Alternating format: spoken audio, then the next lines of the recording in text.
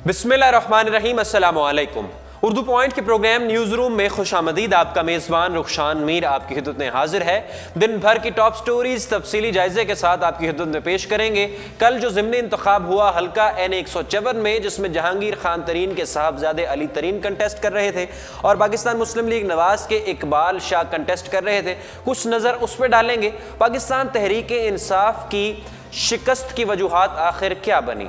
पाकिस्तान तहरीक इंसाफ के चेयरमैन इमरान खान ने चूंकि आज एक तहकीकाती कमेटी भी इस हवाले से तश्कील दे दी है, उस पर बात करेंगे। साथ ही साथ बात करेंगे नवाज शरीफ आज नैब अदालत में पेश हुए, पेशी के बाद उन्होंने क्या कहा, और बात होगी साबिक SSP मलीर राव अनवार की गिरफ्तारी के हवाले से, चूंकि आज सुप्रीम कोर्ट में अज खुद नोटिस की समाअत हुई है और एक नई JIT तश्कील दे दी गई है। तमाम खबरें हमारे पास हैं, तफसीली आपके साथ शेयर करते हैं। सबसे पहले बात करते हैं नाजरीन, हल्का N154 में ज़िमनी इंतखाब हुआ। ज़िमनी इंतखाब क्यों हुआ? क्योंकि इस हल्के से पाकिस्तान तहरीक इंसाफ के रहनुमा जहांगीर खान तरीन MNA थे, जिन्हें अदालत की जानिब से नाअहल करार दे दिया गया।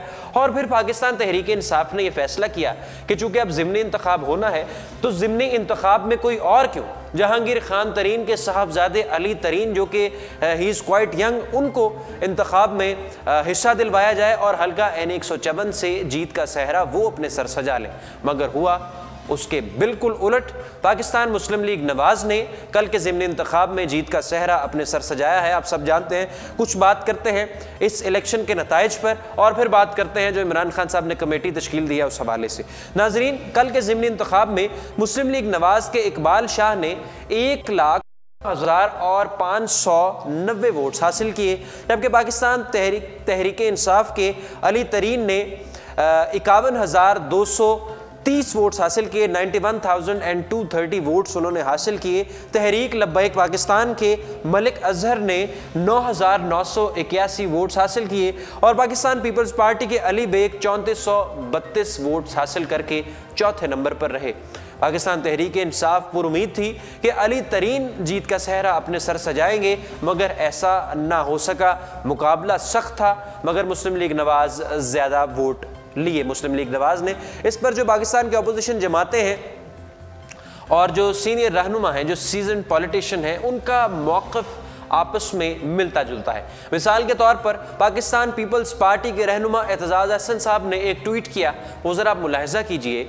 इस ट्वीट में उनका कहना है कि पाकिस्तान तहरीक इंसाफ चूँकि अपने मंशूर से हट गई है, इसकी वजह से उन्हें वोट नहीं मिले, ना N120 में और ना N154 में। N120 तो इस फैसले से बहुत पहले हुआ था, मगर N154 में लोगों ने एतराज़ उठाया, सोशल मीडिया सार्फिन ने बिलखुसूस, कि पाकिस्तान तहरीक इंसाफ का मंशूर तो मौरूसी सियासत के ख़िलाफ़ जंग लड़ना है।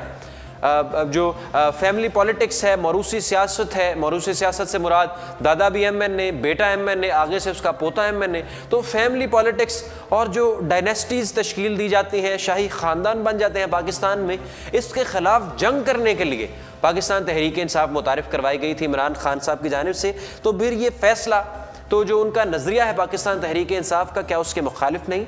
और पाकिस्तान के जो सीजन मीडिया पर्सनस हैं, उन्होंने भी इससे मिलता जुलता ट्वीट किया, सोशल मीडिया पर अपना इजहार किया। चंद एक आप मुलाहिज़ा कीजिए कि उनका क्या कहना था।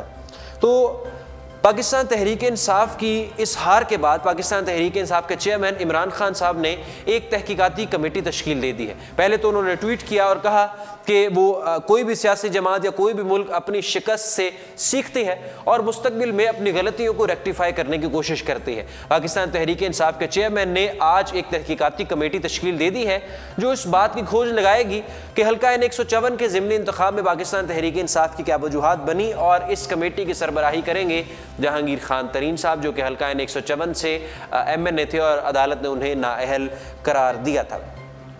बात जो सोशल मीडिया सार्फिन है, जिस तरह से आप अपना नीचे कमेंट्स के ज़रिए इजहार कर रहे हैं, इस बात में कुछ सदाकत तो है कि पाकिस्तान तहरीक इंसाफ वो जमात थी जिसने उम्मीद की किरण दिखाई, पाकिस्तान तहरीक इंसाफ ने उम्मीद की किरण दिखाई पाकिस्तानियों को कि मुल्क से मौरूसी सियासत का, VIP कल्चर का, फैमिली पॉलिटिक्स का और जो मेरिट का कत्लेआम है उसका खात्मा करना है। पाकिस्तान में मेरिट को फ़रोग देना है, वीआईपी कल्चर का खात्मा करना है, मरूसी सियासत को ख़त्म करना है और आम आदमी को, गरीब आदमी को ऊपर लाना है और उसे टिकट देना है। इलेक्शन में उसे पाकिस्तान तहरीक इंसाफ के इंतखाबी निशान जो बल्ला है उसे इलेक्शन लड़वाना है और मुंतखब करके पार्लियामेंट में लाना है। मगर पाकिस्तान तहरीक इंसाफ इस फैसले से, अपने मंशूर से कुछ हटी हुई दिखाई दी, जिसकी वजह से उतने वोट नहीं पड़े जितने पाकिस्तान तहरीक इंसाफ को पड़ सकते थे, ऐसा बहुत से सोशल मीडिया सारिफीन का कहना है।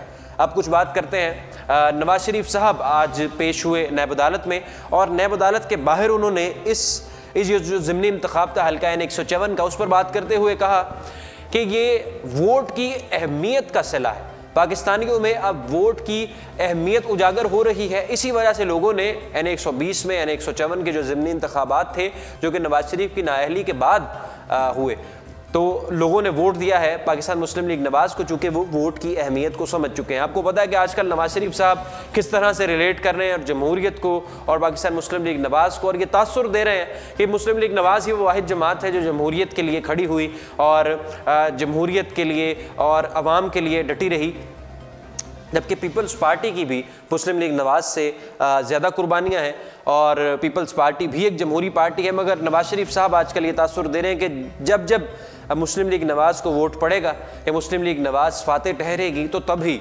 जमहूरियत की जीत होगी। जैसा कि वो माजी में जजेस के फैसले को सेकंड करते रहे और कहते रहे कि जजेस ने बिल्कुल ठीक किया, अब जजेस का फैसला उनके खिलाफ आया तो वो कहते हैं जजेस जमहूरियत के खिलाफ गए हैं। आजकल ऐसा तासुर नवाज शरीफ साहब दे रहे हैं। खैर, कुछ बात करते हैं। अब दूसरी खबर है हमारे पास राव अनवार, साबिक SSP मलीर राव अनवार केस के हवाले से। पहले कुछ नज़र डालते हैं कि आखिर ये मुकदमा नकीबुल्लाह महसूद का कैसे शुरू हुआ, कब शुरू हुआ और राव अनवार अब तक गिरफ्तार क्यों नहीं हुए। नाजरीन, गुज़िश्ता माह 13 जनवरी को साबिक SSP मलीर राव अनवार ने शाह लतीफ़ टाउन में पुलिस मुकाबले के दौरान 4 दहशतगर्दों की हिलाकत का दावा किया था, जिनमें 27 साला नौजवान नकीबुल्लाह महसूद भी शामिल था। तहकीकात के बाद पता चला कि नकीबुल्लाह महसूद तो बेकसूर है। साबिक SSP मलीर राव अनवार ने एक बेकसूर की जान ले ली है। नकीब के कत्ल का मुकदमा सचल थाने में साबिक SSP मलीर राव अनवार और दीगर पुलिस अफसरान के खिलाफ दर्ज किया गया और IG सिंध की जानिब से तश्कील दी गई कमेटी ने अपनी इब्तदाई रिपोर्ट में राव अनवार को मुअत्तल करने की सिफारिश की, जिसके बायस इन्हें ओहदे से हटाकर उनका नाम ECL में डाल दिया गया, जबकि चीफ जस्टिस ऑफ पाकिस्तान ने भी इस मामले का अज खुद नोटिस लिया। गुज़िश्ता माह 27 जनवरी को होने वाली समाअत के दौरान सुप्रीम कोर्ट ने पुलिस को राव अनवार को गिरफ्तार करने के लिए 72 घंटों की मोहलत दी थी, मगर वो गिरफ्तार नहीं हुए। फिर 1 फरवरी को अदालत उज़्मा ने सिंध पुलिस को मुकदमे में नामजद साबिक SSP मलीर राव अनवार को 10 दिन में गिरफ्तार करने की मोहलत दी थी, मगर वो गिरफ्तार नहीं हुए। आज सुप्रीम कोर्ट में नकीबुल्लाह कत्ल केस के अज खुद नोटिस की समाअत हुई और इस समाअत में चीफ जस्टिस मियां साकिब निसार की सरबराही में सुप्रीम कोर्ट के 3 रुकनी बेंच ने नकीब कत्ल के अज खुद नोटिस केस की समाअत की। समाअत के दौरान सुप्रीम कोर्ट ने नई GIT बनाने का हुक्म दे दिया है और मुकदमे में नामजद SSP मलीर राव अनवार को हिफाजती जमानत देते हुए जुमा 16 फरवरी को अदालत में तलब कर लिया है। अदालती हुक्म के मुताबिक GIT में इंटर सर्विसेज इंटेलिजेंस यानी ISI और इंटेलिजेंस ब्यूरो यानी IB का ब्रिगेडियर लेवल का एक ऑफिसर भी शामिल होगा, जबकि एक काबिल अफसर का तयन अदालत खुद करेगी। अदालत उज़्मा का मजीद कहना था कि GIT की रिपोर्ट आने तक राव अनवार को गिरफ्तार ना किया जाए और पुलिस उन्हें सिक्योरिटी फराहम करे। समाअत के दौरान IG सिंध AD ख्वाजा अदालत में पेश हुए और राव अनवार को गिरफ्तार करने के सिलसिले में अपनी बेबसी का इजहार किया। आज समाअत के दौरान राव अनवार का एक खत पढ़कर सुनाया गया जो सुप्रीम कोर्ट के इंसानी हकूक विंग को डाकखाने के जरिए मिला। अपने खत में राव अनवार ने मौक़िफ़ इख्तियार किया कि उन्होंने कत्ल नहीं किया, उन पर इल्ज़ाम लगाया गया है। साथ ही उन्होंने अदालत उज़्मा से एक आज़ाद GIT बनाने की सदा करते हुए मौक़िफ़ इख्तियार किया कि जो फैसला GIT करेगी उन्हें मैं कबूल कर लूँगा। खत की तस्दीक के लिए चीफ जस्टिस साकिब निसार ने IG सिंध को राव अनवार के दस्तखत लिखा है, जिस पर एडी ख्वाजा ने कहा कि दस्तखत राव अनवार से मिलते जुलते हैं, जिस पर चीफ जस्टिस ने कहा कि ठीक है फिर जीआईटी बना देते हैं। साथ ही चीफ जस्टिस ने एडी ख्वाजा को मुखातिब करते हुए कहा कि आईजी साहब फिर राव अनवार का हमने ही पता कराया है, आपने कुछ नहीं किया। इस पर आईजी सिंध ने कहा कि सर आप में और मुझ में बहुत फर्क है। समाअत के बाद सुप्रीम कोर्ट ने राव अनवार को हिफाजती जमानत देते हुए उन्हें जुमे को पेश होने का हुक्म दिया है। दूसरी जानिब मुकदमे की तहकीकात के लिए नई जीआईटी भी आज तश्कील दे दी है और ख़त जो मौसूल हुआ सुप्रीम कोर्ट को, उस पर सुप्रीम कोर्ट के जो चीफ जस्टिस हैं मियां साकिब निसार, उन्होंने कहा कि अगर राव अनवार कह रहे हैं तो जीआईटी फिर बना देते हैं, मज़ीद इन्वेस्टिगेशन इस पे हो जाए और फिर उन्हें अदालत में पेश किया जाए। ये आज की जो दो बड़ी अहम खबरें थी। और तीसरी अहम खबर ये कि ह्यूमन राइट्स एक्टिविस्ट, नामवर और पाए की कानूनदान और गरीबों के हक़ में बोलने वाली, इंसानी हकूक़ पर बात करने वाली और जो पाकिस्तान के पसमानदा तबके हैं उनकी आवाज़ बुलंद करने वाली और जमहूरियत के लिए जद्दोजहद करने वाली आसमा जहांगीर साहिबा का आज नमाज जनाजा लाहौर के गद्दाफ़ी स्टेडियम में अदा किया गया और तदफीन के लिए उनको फार्म हाउस पर मुंतकिल कर दिया गया है। बड़ी तादाद में आज लाहौर में लॉयर्स ने, सिविल सोसाइटी के अरकान ने, पॉलिटिशियंस ने, सहाफ़ियों ने यानी मीडिया पर्सनस ने और सियासतदानों ने, डॉक्टर्स ने, बड़ी कम्युनिटी ने आज उनके नमाज जनाजा में शिरकत की है जो कि लाहौर के गद्दाफ़ी स्टेडियम में अदा किया गया है। और मौदूदी साहब ने उनका नमाज जनाजा पढ़वाया है और उसको फिर आसमा जहांगीर साहिबा जो कि पाकिस्तान की एक हीरो हैं, उनको तदफीन के लिए फार्म हाउस पर उनके मुंतकिल कर दिया गया है। और आज भी तमाम पाकिस्तानी इसी सोग में हैं और आसमा जहांगीर के लिए दुआगो हैं, जो उनकी जद्दोजहद है उन्हें हमेशा याद रखा जाएगा। ये थी आज की अहम खबरें जो हमने अपने प्रोग्राम न्यूज़ रूम में शामिल की। रुखसार मेरे को दीजिए इजाज़त, इंशाअल्लाह आपकी खिदमत में दोबारा हाजिर होंगे। अल्लाह हाफ़िज़।